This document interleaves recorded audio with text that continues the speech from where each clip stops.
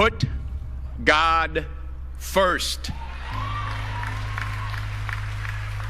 Put God first in everything you do.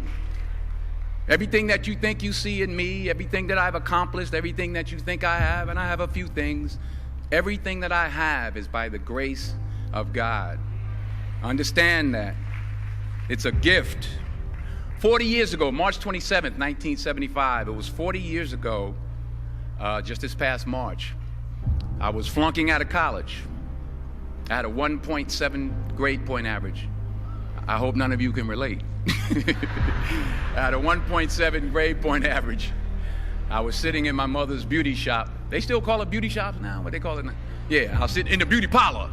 I was sitting in my mother's beauty parlor, and I'm looking in the mirror, and I see behind me this woman under the dryer. And every time she looked up, every time I looked up, she was looking at me, just looking me in the eye. And I didn't know who she was, and I said, she said, somebody give me a pen, give me a pencil, I have a prophecy.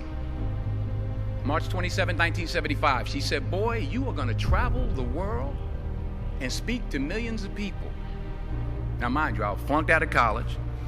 I'm thinking about joining the army. I didn't know what I was gonna do, and she's telling me I'm gonna travel the world and speak to millions of people. Well, I have traveled the world, and I have spoke to millions of people. But that's not the most important thing, the success that I had. The most important thing is that what she taught me and what she told me that day has stayed with me since. I've been protected, I've been directed, I've been corrected. I've kept God in my life, and it's kept me humble. I didn't always stick with him, but he always stuck with me. So stick with him in everything you do.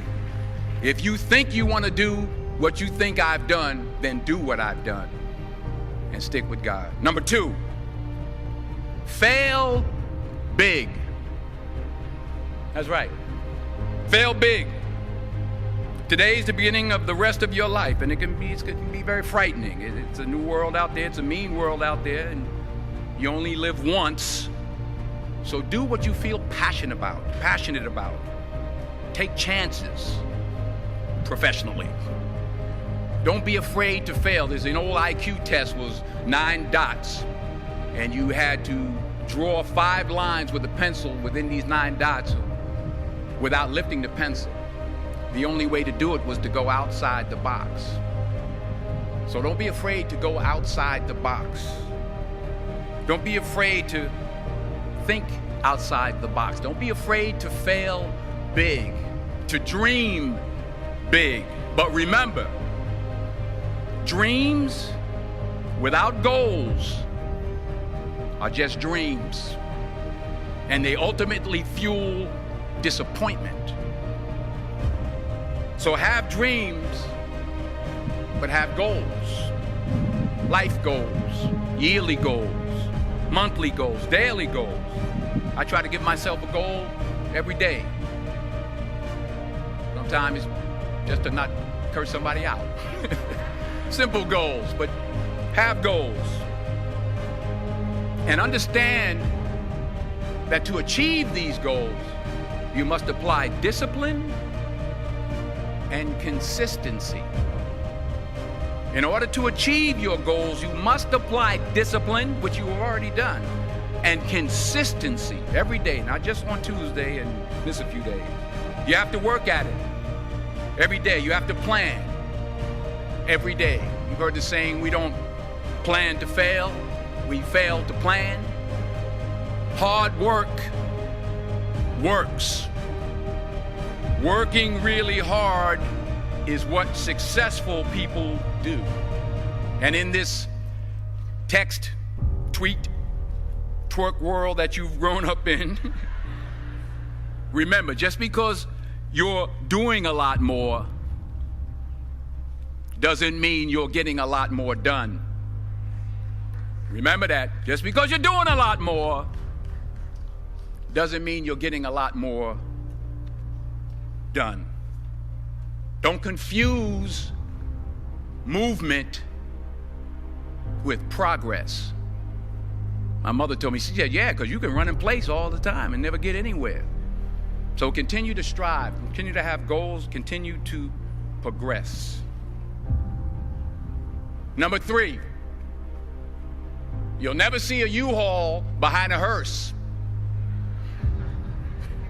I'll say it again.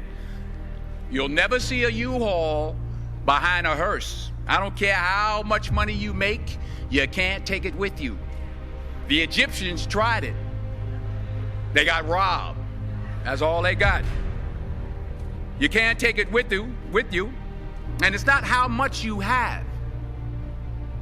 It's what you do with what you have.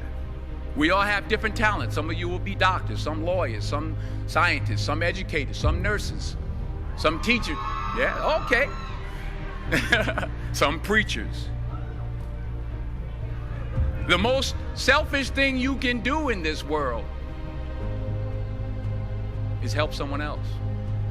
Why is it selfish? Because the gratification, the goodness that comes to you, the good feeling that I get from helping others, nothing's better than that. Well, one or two things, but nothing's better than that. Not jewelry, not big house I have, not the cars, but it's the joy. That's where the joy is, in helping others. That's where the success is, in helping others. Finally, I pray that you put your slippers way under the bed tonight, so that when you wake up in the morning, you have to get on your knees to reach them.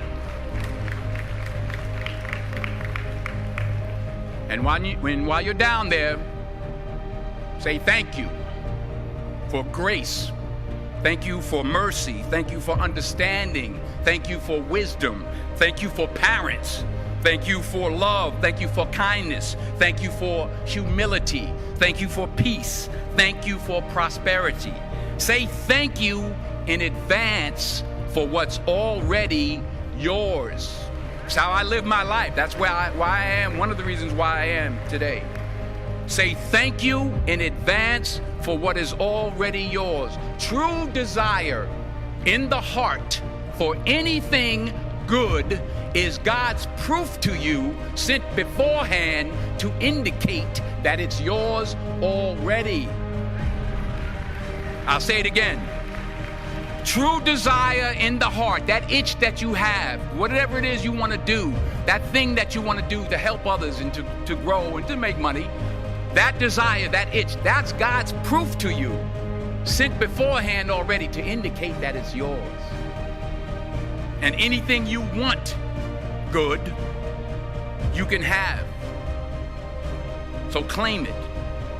Work hard to get it. When you get it, reach back. Pull someone else up.